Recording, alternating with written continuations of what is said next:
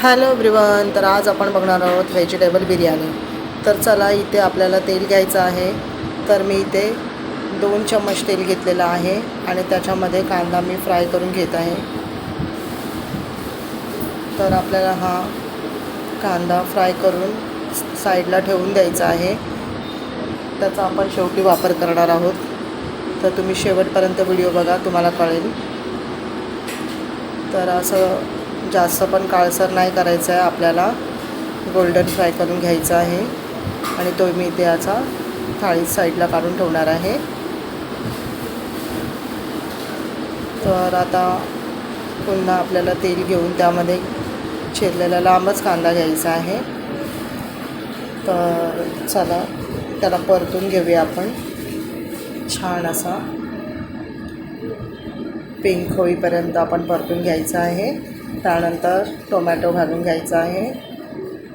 Tomato पण छान पद्धतीने परतून घ्यायचं आहे. थोडंसं चवीनुसार मीठ ॲड केलेलं आहे इथे मी, आणि ते पण टोमॅटोसोबत आपल्याला मिक्स करून घ्यायचं आहे. आणि इथे आपले बेसिक मसाले घेतलेले आहेत, ते मी मेन्शन केलेले आहेत, ते तुम्ही बघू शकता. आणि त्या पद्धतीने यामध्ये ॲड करून घ्यायचे आहे. आणि त्यालासुद्धा छानपैकी असं परतून घ्यायचं आहे तेल सुटेपर्यंत.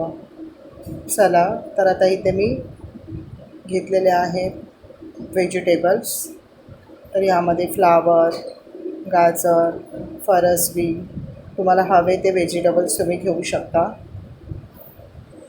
तर मी इथे घेतलेलं आहे थोडेसेच व्हेजिटेबल्स आहेत मला जे हवे आहेत ते.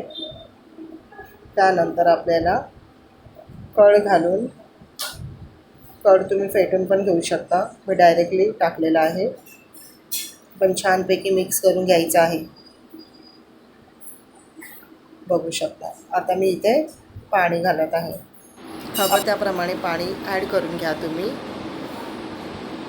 त्यानंतर इथे झाकण लावून घ्यायचं आहे. भाज्या शिजण्यासाठी मी इथे झाकण लावून घेतलेलं आहे. बघू शकता, भाज्या आपल्या छानपैकी शिजलेल्या आहेत. पूर्ण नाही शिजल्यात, 80% कुक झालेल्या आहेत. आणि त्यानंतर मी थोडंसं पाणी ठेवलेलं आहे. या पद्धतीमध्ये सुद्धा तुम्ही बनवून बघा, खूप छान बनतं. 80% कुक झालेला राईस मी याच्यामध्ये ॲड केलेला आहे. आणि त्यामध्ये फूड कलर ऑप्शनल आहे, तुम्हाला हवा असेल तर टाका. मी इथे ॲड केलेलं आहे. आणि त्यानंतर मी तो ठेवलेला कांदा, मगाशी बोलले ना शेवटला तुम्ही पाहू शकता, तर तो कांदा आपल्याला असा वरून टाकून घ्यायचा आहे सजावटीसाठी. ते याप्रमाणे आपण सजावट करून घेतलेले आहे. हे पण ऑप्शनल आहे, पण केलं तर आणखीन छान लागतं. आणि वरून मी अशी कोथिंबीर टाकून घेतलेली आहे. चला, तर आपण आता इथे दम लावण्यासाठी ठेवणार आहोत झाकण लावून. तर याच प्रकारे आपली व्हेजिटेबल बिर्याणी तयार आहे. तुम्ही बघू शकता, खूपच छान.